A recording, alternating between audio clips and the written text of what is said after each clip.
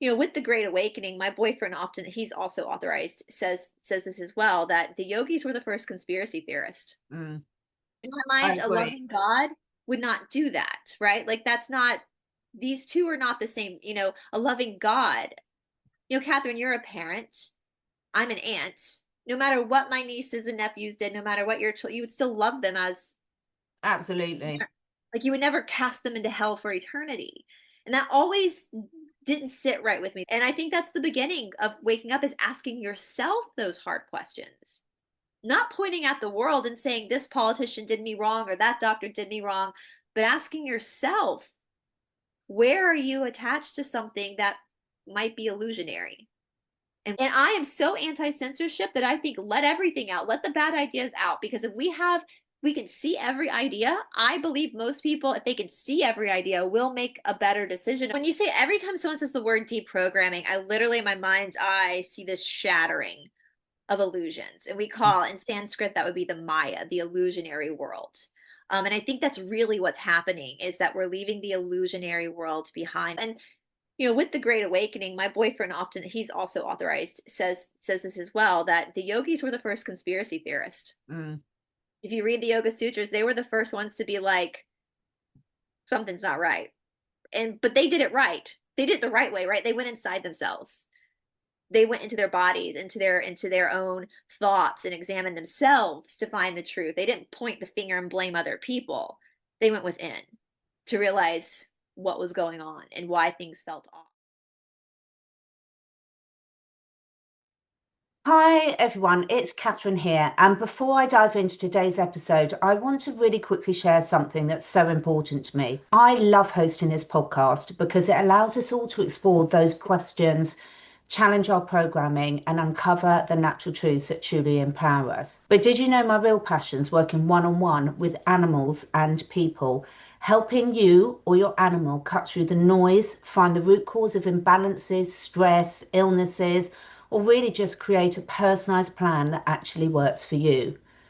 So whether you're here for your own healing or you're a dedicated animal guardian, wanting the very best for your dog, cat, horse, any four-legged or scaled or winged companion, I'm here for you both. I work with animals and humans, but I especially love helping the animals thrive. That is my real happy place. So my recharge and reset consultations and online courses are packed with practical tools, printable resources, lifelong access, and the main thing is you'll never feel alone on this journey. And they work. Just head over to my website and check out the testimonials. So if you're really ready to take action and not just listen, head over to CatherineEdwards.life, that's Catherine with the C and .life at the end, and explore my courses and consults. Or if you want to, book a free 15-minute chat to see if I can help. Because it's really important we stop outsourcing our health, really look after our animal companions better than before, and start leading by example. Now back to the podcast. Thank you.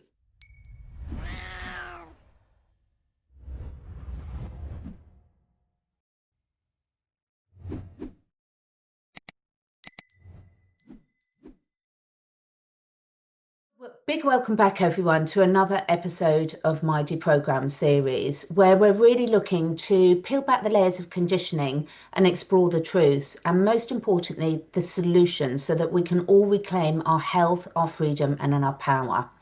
Now, for those regular listeners to my podcast and platform, you're going to know my guest today, Brice Watson from Esoteric Atlanta. But for those of you that are new here, Brice is a dear friend of mine and fellow truth seeker. And she's also an experienced Ashtanga yoga teacher, but very much a researcher of all things hidden, esoteric, and misunderstood. And this is a really powerful conversation. We really look at the processes of deprogramming ourselves from false histories, toxic belief systems, and even spiritual bypassing. And Brice shares a lot of her own deprogramming journey. And look, we are all still well and truly in it.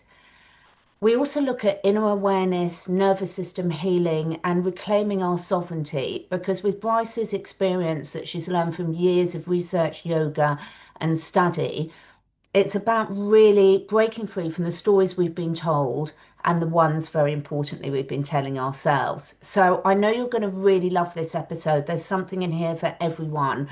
And sometimes by hearing people's real life stories, it really resonates with us to see where we're really holding ourselves back. And just a final plea from me, if this resonates with you, please do subscribe and leave a comment if you're watching on YouTube. If you're listening on your favorite podcast platform, please just subscribe and write a quick review. I cannot tell you how much it really helps me. And I really want to have the best conversations that are going to be really important to you. So by doing those simple actions, just subscribing, leaving a comment or review, it really helps me attract the best guests. So thank you so much, and let's dive in. Right, a big welcome back to the Live, Love, Learn podcast and my Deprogrammed series, What They Never Told Us. This is a series where we pull back the curtain on the systems and beliefs that have kept us sick, small and stuck, and share natural truths and real solutions to reclaim our power, our health and our freedom for us, our animals and for the future. And I'm so looking forward to this conversation today, because today's guest is not only a powerhouse of truth and insight, but she's also a really close friend of mine and someone that I've had the privilege of walking this awakening journey with alongside for the last 5 years. So Brice Watson is an authorized Ashtanga yoga instructor who studied in India. She's an esoteric researcher and teacher, and the force behind the Esoteric Atlanta YouTube channel and the amazing Esoteric Academy. And she dives so deep into everything from suppressed history, spiritual sovereignty, to ghost stories, hidden truths, and the weird and wonderful parts of our world that most people don't dare explore. So for those of you that are regulars, you'll know that we've been doing our weekly coffee chats and loads of other subjects for the last 5 years. But today with Brice, I'm really going to dive deep so that we can really explore Brice's background, her awakening journey, her deprogramming journey, and most importantly, a lot of her tips and insights that she's learnt along the way. So Brice, this is going to be such fun today. How are you doing? I'm so excited. I know we both had internet problems yesterday, so I'm glad to be back connected to the World Wide Web and talk about this. Yeah, it's so good. And I think, look, a lot of our listeners know you, but a lot of the listeners on the podcast channel might not be so familiar with you. So first and foremost, you've got a huge background of years in spiritual teachings, in yoga, Ashtanga yoga, and research, and your own journey. So just give us a little overview of how you got to where you are today. Well, I was born a weirdo, like, like most of us. I think that's one thing we all have in common. I always questioned, when you just don't feel comfortable, like, I don't want to say comfortable in your skin, but something just doesn't feel right. And I know that might seem cliche to say. I think you were probably that way. I know you've spoken a lot about how you questioned your teachers a lot, like, and it's not like I think people misunderstand us, Catherine. It's not that we're degrading others. We just have questions. I have questions because something it's that critical thinking skill, right? And so for me, of course, esoteric Atlanta. I was raised in the deep South. The deep South is a truly fabulous, eccentric place to grow up, especially in these smaller, the deep South, not the Georgia, Alabama, Mississippi, Louisiana, Northern Florida, South Carolina. That's considered the deep South. And our history here, the history that they tell us, with the settlers, we have a combination of different faiths and cultures. So English culture, Protestantism, French culture, Native American, huge Native American culture, and obviously Black voodoo culture have all kind of snowballed together to create this one culture here in the South. And I didn't realize how special that was until I was older. That it's very unique culture to this part of the world to have like so many different things tied up into one. For example, I always laugh that on Sundays you'll go to church in the morning, but on Sunday night you're pulling tarot cards or meeting your root worker. That's just normal down here in the South, right? I remember when Midnight in the Garden of Good and Evil, the book came out in the late 90s, which is based on a true story. And then they made the movie with Kevin Spacey, a lot of big names. And I remember being like a teenager. I think it was like Good Morning America or something, a morning program where the movie opens with this guy in Savannah, Georgia, walking a ghost dog. He's got the harness out in the leash and he's walking this ghost dog. And they're talking about this scene because it's all based on a true story. And they're just cracking up that this is real, that this guy would walk this ghost dog. And I remember having this like epiphany at 16, and I was thinking, that's weird. Like, you guys don't walk your ghost dogs where you live? Like, that these like cultural, and that's just common in the South, right? That people paint the top of their porches outside hot blue, I hate blue, because that keeps demons away, right? That's normal. My sister got pregnant with her first child. She walked into my mother's house. My mother rips a piece of her hair out, pulls a ring off her finger, ties it, and makes a pendulum to see what the sex of the baby was. This is just very normal down here in the South. And so we also obviously have a lot of ghost stories down here. A lot of locations are very haunted, but in the South, I think because it is so humid, um, in my opinion, the beyond the veil, it kind of breathes. And so the electricity and the energy that's in the air allows these ghost stories to play out in have a bigger impact Yeah. on people. It's a very much a part of our culture down here. My mother taught me my first ghost story when I was like 4 of the gray man of South Carolina. I was terrified. And the gray man of South Carolina walks the islands and warns people of a hurricane. And so he's a good ghost, but it's like Casper the Friendly Ghost. So this was just very much, we have the werewolf of Georgia. We have vampires down here. I think in New Orleans, the difference between New Orleans and the rest of the South is New Orleans has made its market off of tourism with this stuff, but what's prevalent in New Orleans is prevalent all over the Deep South. And so this is just a part of what it's like growing up down here. And I think because of that, when you're a Southerner, you're already kind of, when you're experiencing all this metaphysical paranormal phenomenon on a daily basis, it's one thing you go to church and you hear that you die, you go to heaven or hell, but then you also know that your house is haunted and your mother talks to the ghosts and tells the ghost to turn it down, the rack it down, the kids are trying to sleep or do their homework. The ghost is very much part of your life. And so you start to question these things. Like, well, obviously people don't just go to heaven or hell.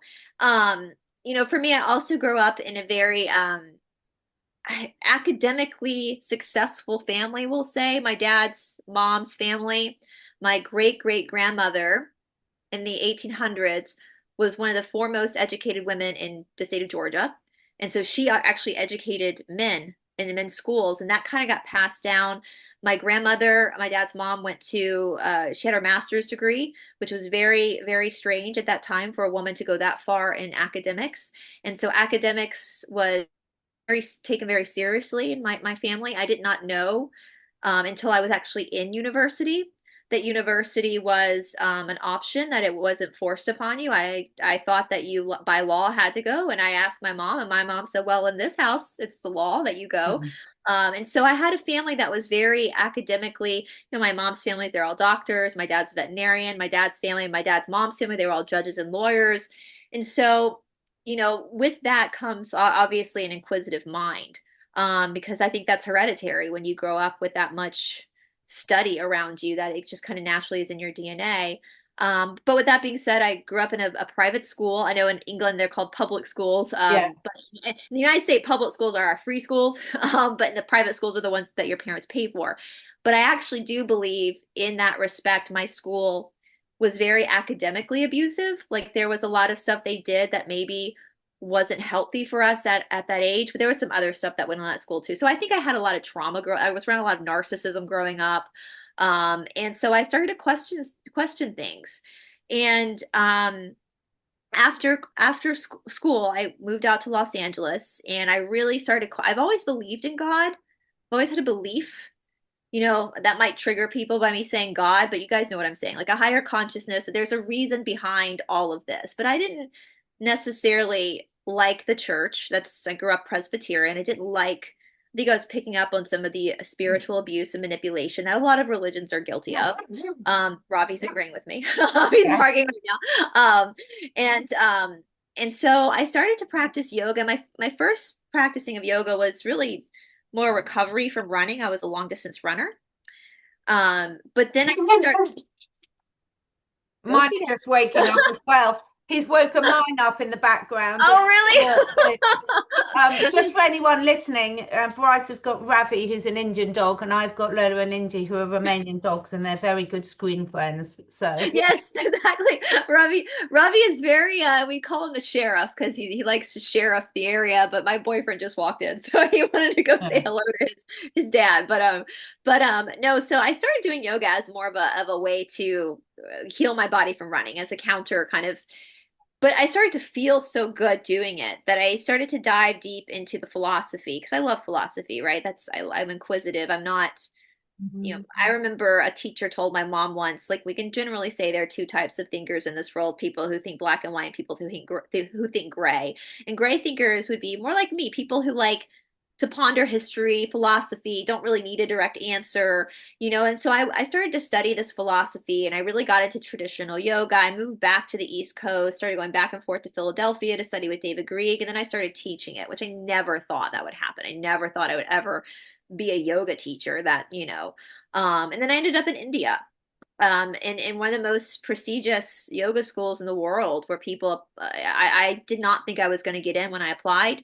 I thought it was just a shot in the dark just to see if I thought it was a joke that I was never going to get in, and I got in. And that I saw that very much as a God wink. And not only did I get in, but I ended up actually developing a relationship with not an inappropriate relationship. I know how people will take that, but a student teacher relationship with the Param Guru, which is also rare to do. He only develops those relationships with people that are truly students, not just people there to like do the touristy things. And I took that very seriously, and I kept going back and forth to India for years, learned Sanskrit, learned how to read Sanskrit, how to write Sanskrit, went pretty far physically in the practice, which you have to go far to be authorized to teach, which is, if you look at it from an athletic perspective, that's a pretty big deal. I put my body through a lot. And then I was authorized, and I'm the only female in the state of Georgia to carry this authorization, which I take very seriously. That my teacher entrusted me to share this knowledge, and with the Great Awakening, my boyfriend often, he's also authorized, says this as well, that the yogis were the first conspiracy theorists. Mm. If you read the Yoga Sutras, they were the first ones to be like, something's not right, but they did it right. They did it the right way, right? They went inside themselves. They went into their bodies, into their own thoughts, and examined themselves to find the truth. They didn't point the finger and blame other people. They went within to realize what was going on and why things felt off. Which is kind of what saved me, actually. We'll get into it, but what eventually kind of saved me from the truther community Yeah, was those original teachings. I love it. I absolutely love it. And that background of knowledge, most of us have been on long journeys and have accumulated this from so many different ways. But with your background in all these different areas, what does deprogramming mean to you? I mean, how would you define it, and how did you first wake up to this sort of mass programming that we've all been under? Well, when you say every time someone says the word deprogramming, I literally, in my mind's eye, see this shattering of illusions. And we call in Sanskrit that would be the Maya, the illusionary world. And I think that's really what's happening, is that we're leaving the illusionary world behind. And that's a multitude of things. That's a very vast topic to talk about. Everything from our history being wrong to like our medicine being wrong to the fact that our whole bodies and our whole nature is actually an illusion in itself, Mm. which we can get into that, because then again, that goes back to the yoga philosophy. So for me, deprogramming from my yoga perspective, and it comes in phases, right? Like when I first started really getting into the yoga philosophy, my first deprogramming was really from religion, because I always had a problem with the fact that the Christian church, which I think most of us were kind of grandfathered into that faith, that there was one way to get to heaven and that was it. And I always had a problem with that, because in my mind, that didn't make sense. Mm. In my I mind, a agree. loving God would not do that, right? Like that's not, these two are not the same.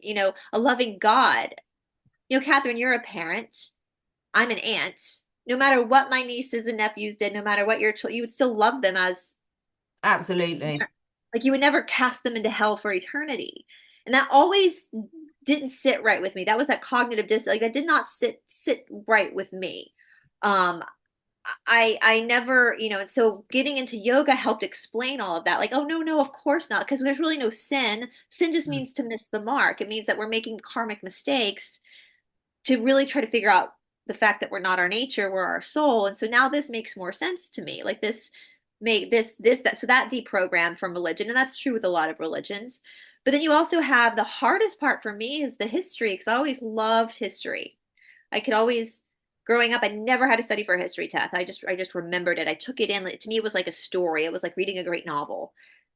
And so for me to have to confront in my own research that our history might not be true, that was a hard one. But Mm. I did it because I want the objective truth.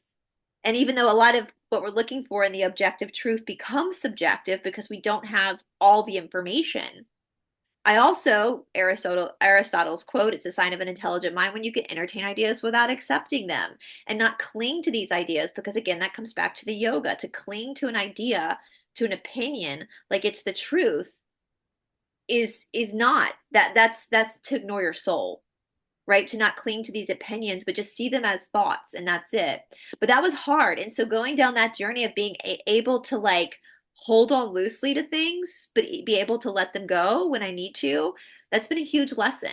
And I'm glad I have my practice to help me get through that, because those mental, it's incredible like how programmed, I mean, even look at the medicine. Like I come from a Yeah. medical family, and it's taken a lot for like my mom to let go of some of these pre ideas about doctors because her father was a doctor. She loved her father. And so we see where this programming comes in, right? It becomes personal versus seeing things objectively, where we know we have there are excellent doctors out there Mm. who've been whistleblowers. Like it's not black and white in that sense. And so we have these like emotional ties. And looking back at my love of history and English, sometimes I wonder if I love history and English so much because when I was a kid in these classes, that's when I could disassociate. Yeah. I can fall into the story and leave the pain of my own life behind. And so am I clinging to that disassociation versus the truth? And I think that's the beginning of waking up, is asking yourself those hard questions. Not pointing at the world and saying this politician did me wrong or that doctor did me wrong, but asking yourself, where are you attached to something that might be illusionary and why? I really agree with that so much. And it's so interesting how it comes back to the argument, about what triggers you or what your belief systems are. We're all so attached to our belief systems that we don't even realize that they're just belief systems, not absolute truth. So an example for that is, obviously I work in health and wellness for people and animals. And, most of my clients say to me, oh, I eat a really healthy diet, or my dog eats a really healthy diet.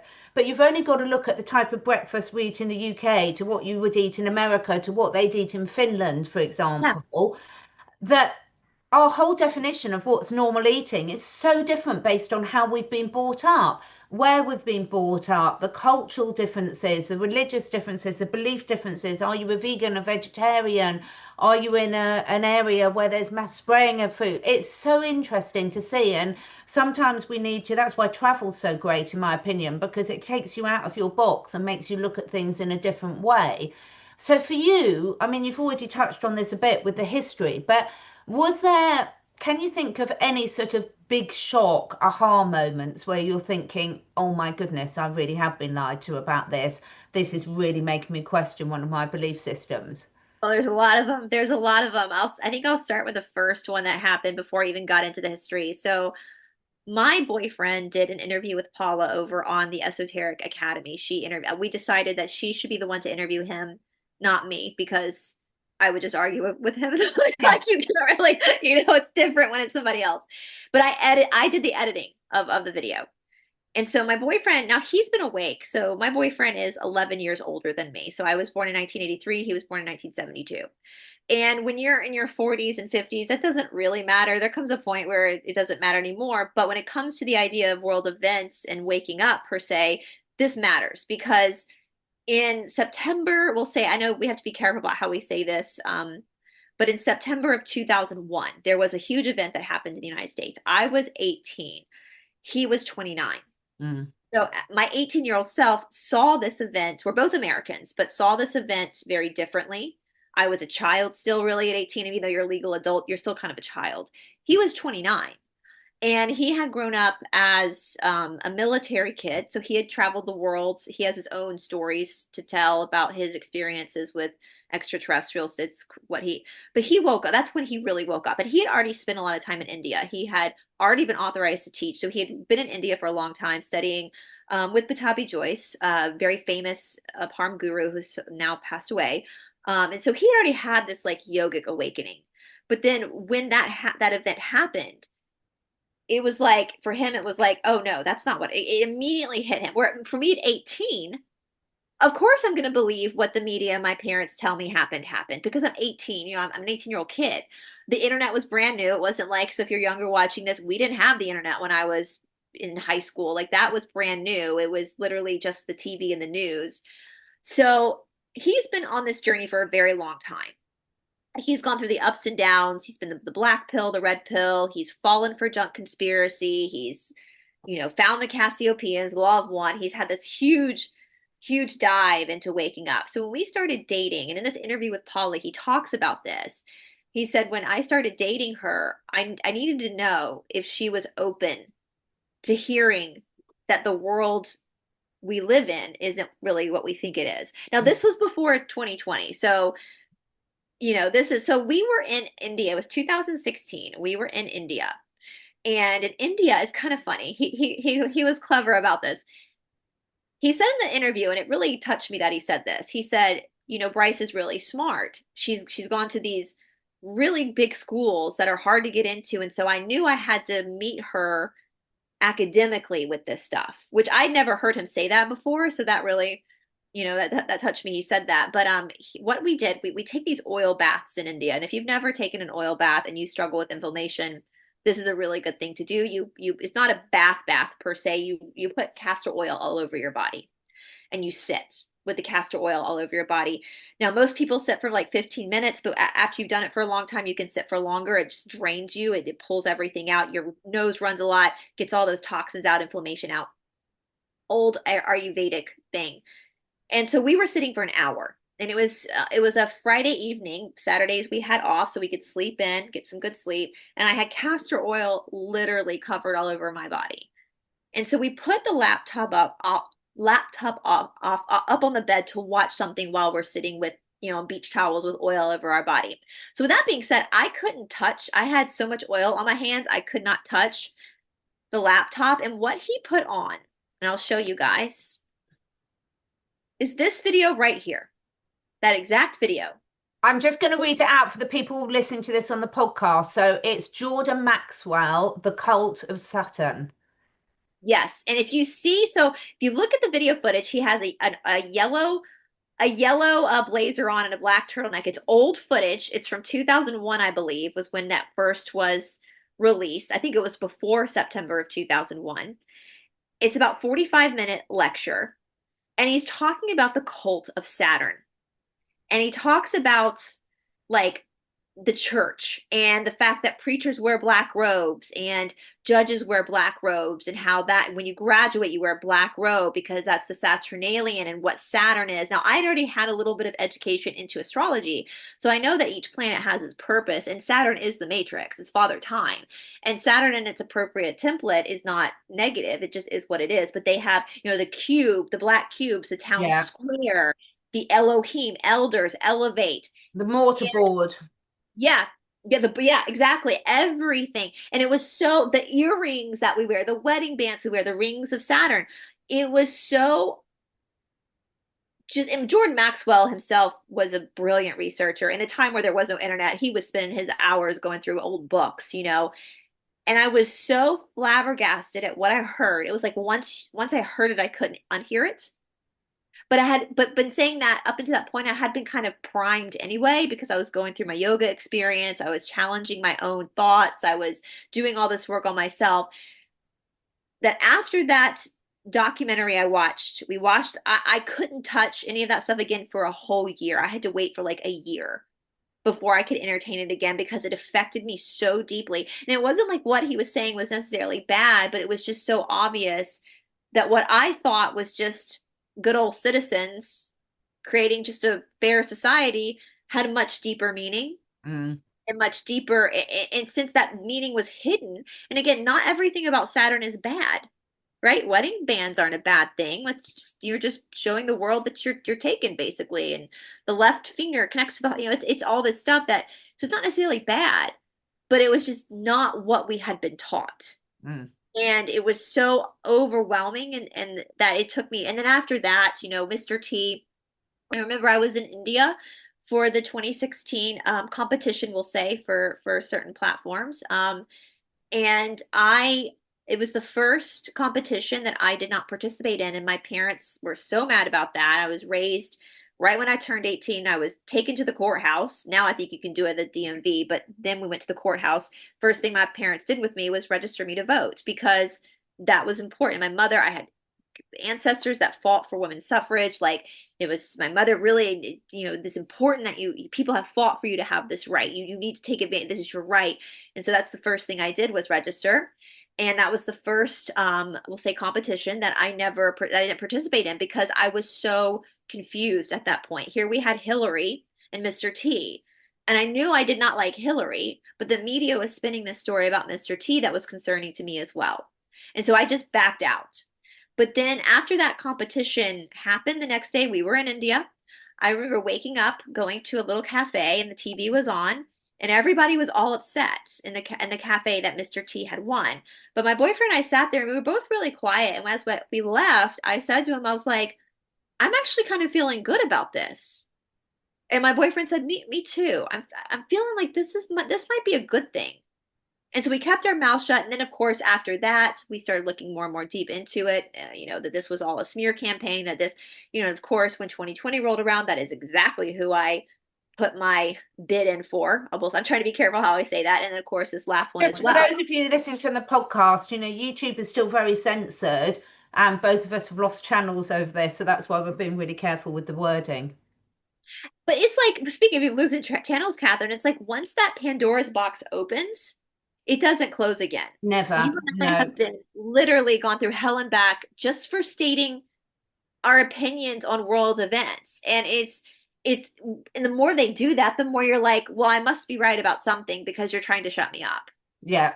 And that's been really hard as an American, I will say, because our First Amendment right is freedom of speech. Mm. And people have filed lawsuits throughout the beginning of this country when their freedom of speech is being impeded upon.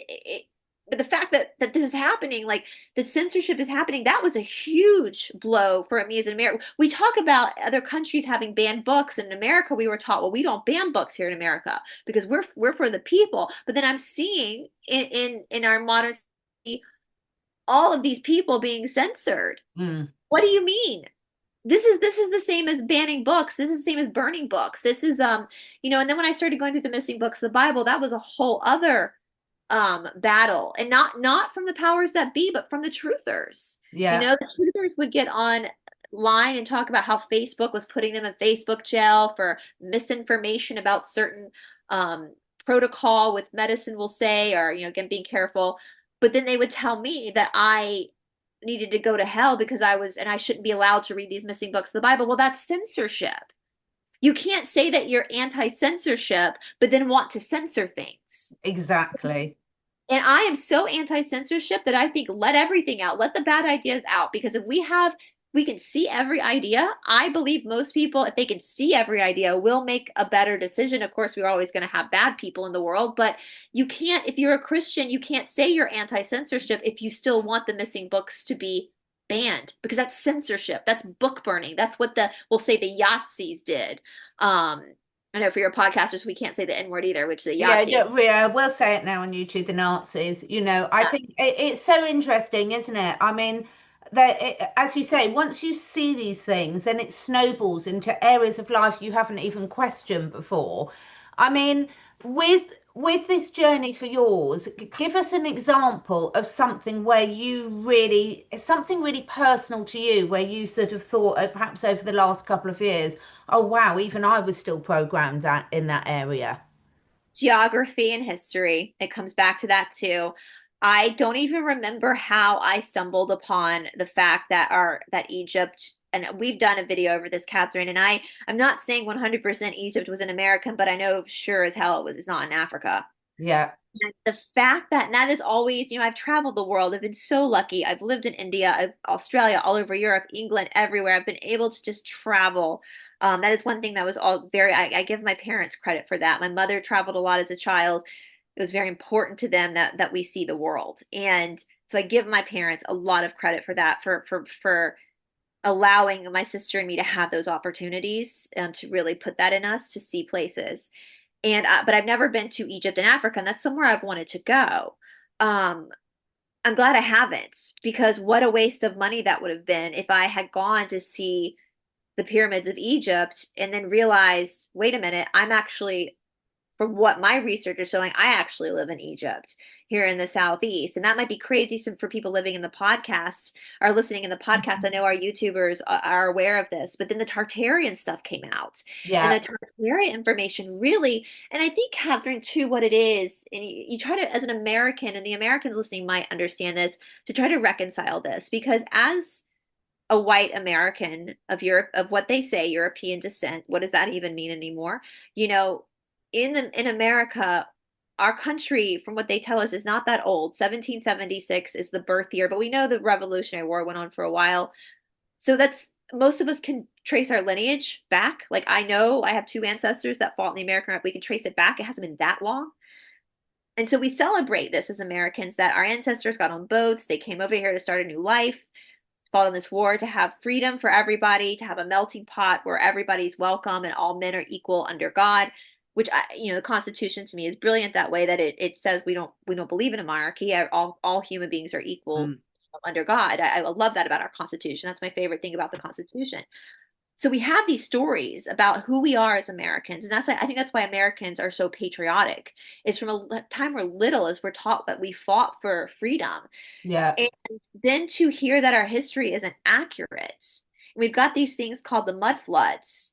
And there was this civilization called Tartaria that lasted for about 1,000 years. Then that brings you to the book of Revelation, which, out of all the books of the Bible, the one that I take the most serious is Revelation, because everything else was written by the Freemasons. I've done that. That was shocking too. We're taught the Bible is the word of God, but then you do research and you realize, hey, it's right there. The Freemasons have it on their website. They wrote it. Mm. Wrote this. Interesting. But Revelation talks about, like, the 1,000 years that there will be the second coming of Christ, and then there will be 1,000 years of peace. We call the second, in modern words, the apocalypse, right? That there's an apocalypse, and then Christ is going to come back, and then there's going to be 1,000 years of peace. But then after the 1,000 years of peace, the devil, Satan, will be released again, and then we'll go into what's called Gog and Magog, which is literally the final battle. After Gog and Magog, we ascend. So then I started, when I found Tartaria, I was like, oh shit, we're at Gog and Magog. And they've taken Tartaria out of the timeline. But then again, that goes back to, like, where is Egypt? We have Yeah. all these, things we've done. And you guys, for those listening, there is so much out there about, we talked about this last week, Catherine, that archaeologists that study here in the Americas, not just the United States, but the whole continent, that they're not allowed to say the word pyramid. They have to say mound.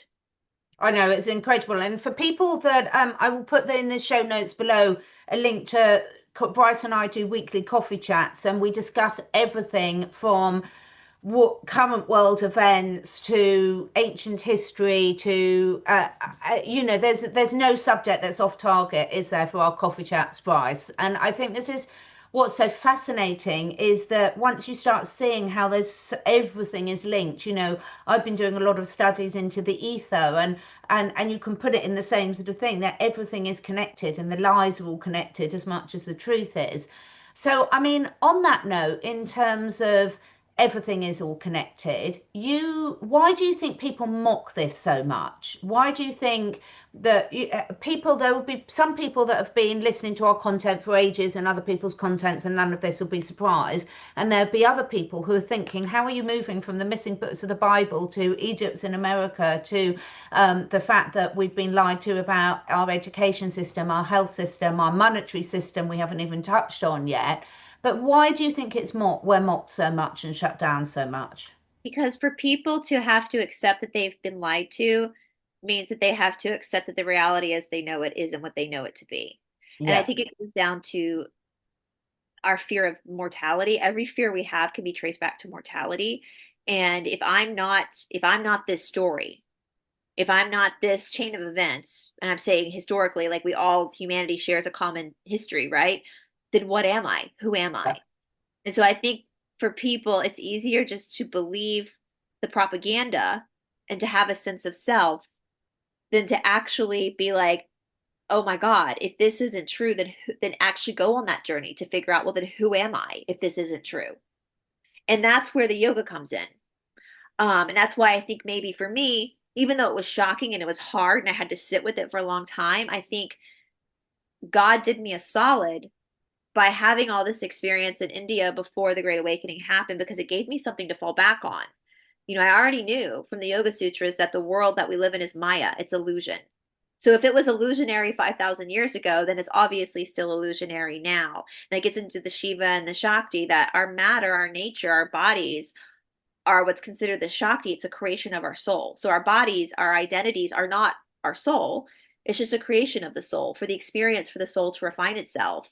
So in that essence, as the yoga philosophy states, the world we live in, the natural we live in is so important. Like it's so important what we're going through, but it's also not at the same time Yeah. because it's just a grade, it's just a school grade, it's just like not even a test, it's just like a workout program we're doing for our soul to refine the soul. And this friction that we experience is necessary because that's what refines it. And I think that's what's happening. Like, that's what saved me from the truther world, because I got really into these conspiracies and looking at this and so fascinated by all these lies.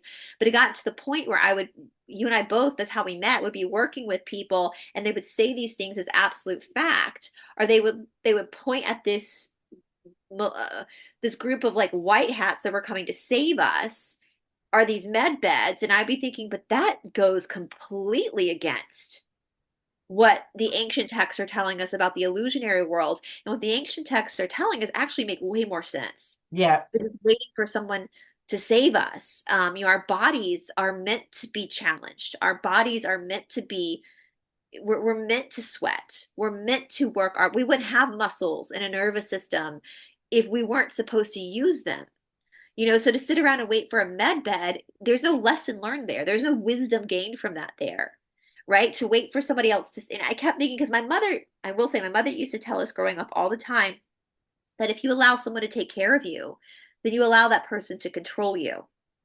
And so this idea of the white hat started to scare me a little bit because I was like, well, isn't this just another cabal? Like, isn't this just another? Because if we're allowing them to come in and to save us, then they have the power. And for me, I believe every human should be sovereign and in control of their own power, that they should save themselves, not allow Yeah. somebody else to do it for them. Now, do we need people in politics that are trying to do the right thing? Sure, absolutely we do. But and I started to feel like that's not fair because people were putting all this pressure on Mr. T or, General Flynn or all these people. They're putting all this pressure on these people to save them. It's like, but wait a minute. They're human beings too. They have their own families to look out for. They're in this just as much as we are. Like, why are you relying on them? Why are you waiting for Mr. T to save you when he's got to save his own family? Yeah. No, and my boyfriend and I were talking about this yesterday. You have to look at this from a human perspective. If I was in Mr. T's shoes and the establishment came to me and threatened me and said, if you don't stop, we're gonna like hurt or unalive your family, I would take that into consideration to protect my family. And so with that being said, we can't judge Mr. T because he's protecting. I don't know. I just started to see the ridiculousness, and we've talked about this, Catherine, because I have spent a lot of time in India. I have a nonprofit in the slums of India. These people are you don't see that level of poverty in the United States. You don't see that level of poverty in the UK. Yeah. You don't see that level of poverty because we're so, for all our country's faults, being born in a first world Western country is the biggest one up the universe gave you. You're so blessed. The level, I mean, that whole saying, doesn't have a pot to piss in. That's true in India. They don't have a pot they have to go outside to the bathroom. Yeah. And I'm seeing like Americans and Canadians and English people like on these groups chatting about how life's so hard and they want these damn med beds. And I'm like, what are you doing? You have a toilet that flushes. You have a roof over your head. You can read and write. You know how many people in the world can't even read and write? Mm. You have a park that has a track you can walk. Like, why aren't you taking care of yourself? What is this? We have this epidemic of narcissistic personality disorder, and we see this with the normies, but we also see this with the truthers, big time with the truthers. This entitlement of someone to come save them, and they deserve this med bed or this Nasara, and it's like, no, you deserve to save yourself and to work and instead of putting your identity with as a truther, as being awake, this ego, it's like we talk about the children, things going on with the children. And I was saying this morning too, and I've said this, not every single person needs to know what's going on with the children. And I Mm. think we want so much to be right, to be correct, that we traumatize other people in the process. And that falls on us. Like, we have to be service to others. And so, in being service to others, we can't be sitting around entitled waiting for somebody else to save us. We have to save ourselves. We have to. And I think, too, Catherine, I think living in a first world country, I mean, yesterday we didn't have the internet because they were doing some work on the power grid. So our block was out without internet. And I didn't realize, like, not having the internet for a day was like how dependent I am on the internet.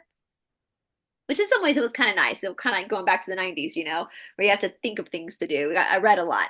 Um, but I think everything has gotten so comfortable and easy for us in the Western world that we don't realize like how much people do to live in other parts of the world or how much our ancestors did. And listen, we've talked about this before. I'm reading a book about Vietnam right now. Yeah. It's a fictional book, but it's based on a nurse that goes and works in Vietnam and an American, and she comes back. It's called The Women. And it's a great book. And she comes back and she's dealing with PTSD and everything going on in the world. And I'm like, why do we think it's so bad now? That was a terrible time Oh, to completely. life. I couldn't agree more. As you know, as a mum, everyone says we're living in the most difficult times. I'm like, I've got two children in their early 20s. They're talking about national service and compulsory call-ups. Would I be rather sending them off to the trenches of the First World War or the Second World War, any others? No, I'd far rather be in the time now. So we've lost all sense of perspective. And I think what you've just said there about challenging your body is so, so important. It's why things like the Wim Hof methods are so important, so thin, because we have got so comfortable now. Most people live in air conditioned or heated houses. Not all, of course, not all. There are the different levels of affluence and poverty. But, most people, if you're watching this or listening to this, you've got access to technology. You've probably got access to food. You've probably got access to shelter and clean water in inverted commas. As much as our water's clean, but it is. We could still drink it Yeah. and die straight away. Let's put it that way. Slow poisonings for another discussion. But so yeah, I think this is the trouble. If you don't challenge yourself physically, emotionally, spiritually, then it's a slow death. It's basically if you don't use it, you lose it. Absolutely. And I think it comes down to like yoga philosophy. Basically, you're preparing for your own death to be able to let go of your identity and to understand, like to spend all those years realizing that Brice, the identity, the body, the life I'm in now is just temporary. It's not, I've been many lives. People watching, you've been many lives, you've been many races, you've been many, socioeconomic backgrounds. It's just an experience for the soul and having to learn what that soul is. People rest into the soul. So you don't cling to these ideas. You don't cling to this, derangement and I see people clinging. My boyfriend also introduced me to the law of one, which has been amazing for this time period because the law of Yeah. one basically says we're in a polarized planet. And the Yoga Sutras of Patanjali really work as a manual. They go together. They don't talk about each other, but they go together because the Yoga Sutras talk about what to do with this body you're given. We're in physicality. And so we're on this polarized planet, third density, where we have both good and bad, both. So the establishment has every right to be here just as we do. And that's a hard truth to accept because this is their density and that's what their density is. And it's up to us to make choices. Am I going to go service to self or am I going to go service to others? And that's where I think a lot of the truthers get it wrong too. Just because you're awake, just because you're aware of what's going on in the world does not mean that you're a good person Yeah. and does not mean that you're serving humanity. The establishment also knows what's going on in the world, and look what they do. So, what are you going to do with that information? Is it going to turn you into a more compassionate person, or is it going to turn you into more of a narcissist? And that's the choices that the law of one talks about. It doesn't matter what you know, it's how you behave Mm. within the world. And so the law of one really helped me. And that's, we see all these stories about how, oh, the bad guys have capitulated. No, they haven't. No, they haven't. Because that's not what the bad guys do. If you're on the service to self path, to capitulate is to go positive, and they're trying to go negative. That's the choice they're making. And so they would never do that because it would depolarize them. And to know that, to be smart like that as well, to be able to discern, for yourself, to protect yourself, to be like, okay, this truther in quotes is saying that this is happening, but I know for a fact from these studies that that's not the case. You can protect yourself better because that's the choice that you have to make. You can either martyr yourself, which is service to self, or you can protect yourself in your community, which is you serving humanity. And so, I mean, just the amount of craziness that's going on right now. And I don't think there were this many conspiracies in Vietnam. I don't think there were this many. I think people were just trying to do what was best for their family. And yeah, in Vietnam, the book I'm reading right now, she went off as a nurse in combat. Her brother was unalived in Vietnam. So the parents had one daughter come back who was totally PTSD, and their son's gone. And the government wasn't there the government was literally shutting down protests, which goes against the Constitution. So we think that our Constitution is being shred apart right now.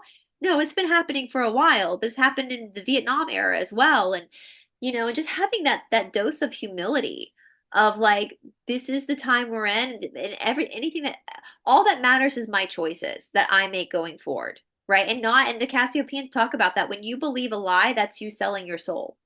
So, and that was a big lesson for me too. So can I entertain all of these ideas without actually believing them, without actually adapting them as truth, but still entertain them at the same time? Does that make sense? Like being Yeah, able to hold completely. ideas, but not identify with them, you know? Completely. Oh, there's so much I want to talk about, but I'm conscious of the time. So, what have you learned in this journey and through your keeping coming out of the programming, recognizing when you're being dragged into the programming that we all are all the time because they're clever, there's using different tactics all the time to drag us all back in because let's face it, who doesn't want an easy life? But if you could give some tips to the listeners in terms of tools and techniques that they can do to help realize when they're under a program, and secondly, to make more constructive choices so they can be sovereign and not so dependent on others to make these important decisions for them. What would some of your tips be, Brice? Well, the biggest exercise I tell people, and this is a hard one for people to do, but if this is really, if this is a scratch you want to itch, something we do with the yoga world, sit down and I want you to figure out who you are as a soul, not as a person, but as a soul. So take away your identity, your name, take away your family, take away your role as mother, father, sister, brother, husband, wife, take that away, take away your religion, take away your nationality, any label that you have in this identity, take it away. Who are you? You take all of that away. Anything labeled, male, female, white, black, Asian, American, English, Democrat, Republican, take it away. That doesn't exist anymore. Then who are you? And that might be scary to think about, but that's a great starting place to try to figure out who your soul is, because your soul is none of those things. Everything that you're experiencing right now is just your ride. It's like going to the amusement park, right? And we have Six Flags over Georgia here in Atlanta, ride the Ninja ride or the Batman ride or the lazy river ride, and every ride is a simulation of a certain feeling, adrenaline, right? It's all simulation, and every ride's going to give you a different simulation. And so the life you're in it now is giving you a particular simulation for your soul to refine itself. So that's one thing you can do is start to figure out who you are, truth or normie, whatever. Like, does your sole purpose of existence rely on you being a truther or believing in conspiracies? Because if that's so, then you're asleep, you're not awake, because you're still clinging to the Maya or the illusionary world. Are you So with able to that, give people an example? I don't know how much you're happy to share for yourself, but because I think that's so foundational what you've just said then, but it's quite difficult for people who very haven't difficult. done it. So are you able to share something from yourself that Yeah, and say it, who it, are it you will about put you in that? an ego death. So for me, the first time I went through an ego death, it was probably like 2017. So a year after I was actually about to head out back to India. And for 2 months, I cried every day. I was so depressed. And what was happening was I was mourning myself, because I'd already started that, you know, even before the Great Awakening, before 2020, I had already started that process of questioning like the things I cling to in this life, and are they really me or not, and having to lay them to rest basically, and realize that when the day comes that I die, that Brice no longer exists anymore. I'll exist in the memory of my nieces and nephews and maybe their kids, and hell, maybe their kids' will have stories about this great aunt that went off to India. You know, like I have stories about my great aunts that worked in med tents in France, you know, World War I. But over time, those stories are going to fade, and I will be forgotten. I won't, because Brice won't exist when at the day that I die, Brice doesn't exist anymore. And I had to really mourn that. But after you get through that dark night of the soul, you start to accept it. And one thing that Sri Swami Satchitananda talks about in his commentary of the Yoga Sutras, which I really like how he talks about that, the more you can mourn that, the more you can live in the moment and enjoy it. Mm. So what do I mean by that? Now, in doing that, you can't disassociate. So you do these practices, but you start to understand that for me, in my experience, Brice exists in this time, in this here now moment for a particular reason. And that's about the lessons that I'm learning in this particular body, right? In this particular life. And so I know that this particular life is the Batman ride. You know, maybe it's the haunted house. I don't know. We'll see. We'll see when we come out the other side, which ride we decide to take. You know, but I can't take the seatbelt off mid-ride. Like I have to finish the ride. And so I can be fully invested in the experience of being Brice while also understanding that this is just a ride and it's not permanent. You know, that's Patanjali says in the Yoga Sutras, his whole theory is that man suffers because who man thinks he is isn't who he is. Who we think we are is something that's subject to change because that's nature. So I think I'm Brice. So I'm trying to hold on to this identity of Brice as it being truth when I know that Brice is not going to last forever. I mean, we're constantly trying to fight age. We're constantly trying to, you know, inject ourselves with Botox and all this stuff to cling to this idea of being young and in this life. But it's like, as my teacher in India would say, it's like trying to hold sand in your hand. It just is going to slip through the fingers. And so if I can accept that as the person watching, and it's hard, this is the struggle, right? So if you realize that you're not, Catherine isn't Catherine, she's a soul that's experiencing the ride of Catherine right now. And so once she starts to learn that when death comes, you know, the point is like when death does come, we could just leave our bodies no problem and go into the light, just like changing clothes, like just take the clothes off and go into the next outfit. But right now, since I know that I've gone through that dark night of the soul, I can now be fully invested in Brice and be feeling the emotions of the nervous system, but also knowing that this is the feelings of Brice are only happening for my soul to refine itself, and that's it. And what am I learning from these experiences? Where's the wisdom and the deep wisdom, not the mental wisdom, but like the deep wisdom coming from the experiences? So the second thing would be get in your body. Get in your body through exercise, and it does not have to be, as we've said many times, I do a very traditional form of yoga that is very intense. You don't have to do that to still practice the yogic philosophy, right? Go, because when you're in your body, when you're in, and like Catherine, you've been doing so much strength training right now. When you're doing those heavy weights and you're struggling, your mind is in the moment. It's in the moment in your body, and that's what we want. We don't want to disassociate. And so going on that long walk or going on that run or training for a marathon or doing strength training or doing a dance class where you're learning to move your hands one way and your feet the other brings you into your body and brings you into the presence of who your soul, the ride that your soul is on right now. And the more the body starts to get healthier with that, I even had some stuff, a quote that I had found. So I have from a doctor actually said, let this sink in. Muscle activity is directly linked to brain function. Absolutely. Right? So you're doing so much so even though you're not your body, you're using your body as your greatest ally and tool to awaken yourself. And there's another quote I have here. Let's see if I can find it. Okay. When people are metabolically unhealthy, they shrink the areas of the brain responsible for emotional management and decision making.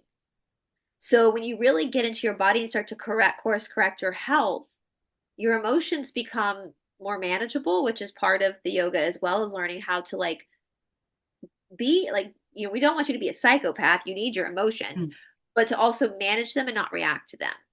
The yoga chitta vritti nirodha, to be able to observe the thoughts of the mind, and that's what emotions are. They're triggered by thought. And so I would absolutely say that, well, exercise is also important too, because it gives the middle finger to, the medical establishment, or you're taking your health back. And so you're course correcting. Exercise can do a lot to course correct a lot of health issues that we've been programmed to believe aren't correctable. So true. Physical and mental health exercise is absolutely foundational to all of them. And as you say, we don't all need to be getting up at 4 o'clock in the morning doing a Ashtanga yoga, although you can if you really want to go down that direction, but actually just normal every day, because we're designed to move so much, and we've been this sedentary life. Regardless of how much our histories we've been lied to, we're not designed. Our animals aren't designed for it. We're not designed for it. We're designed to move and, chop wood, forage for food, carry water, all sorts of things, climb trees when you're being chased. So, you know, oh, I absolutely love it. There's so much great advice there. Now, for people wanting to connect with you, tell us about your Esoteric Academy and tell us how else they can connect with you.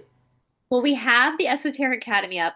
Paula in Australia and I've opened it. So I have taken my years of study in yogic healing. And I basically, just like you said, Catherine, like I realized, especially with Ashtanga yoga, like putting your leg behind your head, catching your ankles in a back bend, you need a teacher with you, please. Like if you want to do Ashtanga yoga, please go find an in-person teacher because you need someone to be there physically with you, because that's very dangerous stuff to do. And most people don't want to do that. Most people don't want to put their leg behind their head. You don't necessarily need to do that. So what I've taken is I've taken all of the lessons that I've learned, the theory with the aponic energy, the pranic energy, the energy that cycles from the axis or the grid of the body, all these like very metaphysical, energetic principles of the body that we learn in yoga study. And I've actually incorporated these lessons into like modern day exercise. We have walking videos. We have fusion videos where I fuse together bar, so dance, with like martial arts, with some yoga and Pilates all together. And I'm following the rhythm of Pana. And so we're doing the initiation of the practice, which could be called a warm up, and then the closing of the practice, which is followed with a meditation to bring the nervous system down. But throughout the function of the class, I am designing these classes to pull the prana and then bring the apana, then neutralize, pull the prana, bring the apana. So you're balancing the body throughout the class, and every class is that way. I've taken a lot of time to create these classes. And so with the Esoteric Academy, we have two different tiers. The first tier is just the exercise classes you get, and I talk about this energetic stuff, spiritual stuff within the workout, and you get the live class every monthly with that. But then we have a second tier that includes courses. So you can take courses on the alchemy of movement, the Bhagavad Gita, different health, healing, and beyond, which comes from the teachings of Krishnamacharya, which get into Ayurvedic. We have a new Ayurvedic manual that I created with my studies, as well as taking from other Ayurvedic institutes. I put it all together so you understand your dosha, what food you should be eating versus what the world tells you to eat, because an apple a day is not good for every person. If you're Vata, a raw apple is going to tear your digestive system apart. And this is things people don't know either about food is fuel, and your body is also energy. So we have to find the complementary energy for you, and that really gets you taking your power back. Paula has some quantum healing courses, some meditation courses. We want to bring Catherine on to do some calls about her studies into biology, because all of this works together to create a freer society. Because if you don't have your health, you don't have anything. But when you have your health, you have everything. Mm-hmm. And so yeah, you get 7 days free when you sign up. So you get 7 days free to try the academy, see if you like it. And Catherine, you have a discount code. So regardless of what platform you're looking at this on, all the links will be below, not just to the academy, but also to Brice's YouTube channel and Rumble channel. So please do connect in. Yeah, so guys, join us over. Use Catherine's discount code. It gives you 6 months of discount of tuition. The tuition is already very low anyway. $25 for the exercise, $40 for the courses and the exercise. But then Catherine's code gives you a discount as well. And we'd love to have you, because that's our way to serve people. And it is tough love. Like I think you and Catherine, you and I are very similar with our traditional approaches. Is that we're not going to coddle you. we're going to support you, but we're not going to coddle you. We're trying to help. We're getting out of the illusionary world, right? And so, and we have a great group of students as well. So, it's a fantastic community, and I think that's what we need now. Communities of empowered people that are helping each other out, supporting each other out, but most importantly, doing practical tools. So we're not all sitting there on our backsides waiting for someone to come and rescue us. We're taking our own sovereignty back. Oh, any final words, Brice? I just hope, I wish everybody well. I want you to know that you are stronger than you think you are. You are not your thoughts. Do not believe everything you think. And it's okay to not have the answers to everything. It's okay just to put your shoes on and go play outside with your dog and not think about the establishment for a while and just enjoy your life and know because it's temporary. So this has been fun, Catherine. It's been so fun. Let us know any questions or comments below. And, we're really happy to have more of these discussions if it resonates with you. It's been really good fun because sometimes we don't have those deep conversations to really get to know each other properly. I mean, we do, but, for more other people, because every single person watching this, your journey is unique. Don't ever compare your journey to someone else's. We've all got different journeys and different bits to share and different lessons to share with people, and they're all as valid as each other. It's been so great, Brice. Thank you so much. Thank you so much to everyone that's listening. And, the more that we realize how much is out there trying to drag us back into these programs, we can laugh about it, we can recognize it, and we can choose to step away. 100%. Thank you so much for taking the time to listen. And if you feel inspired, please do share with your friends and family. This helps us spread the word and also helps me encourage some exciting new guests to take part in this podcast. And above all, stay curious and stay free.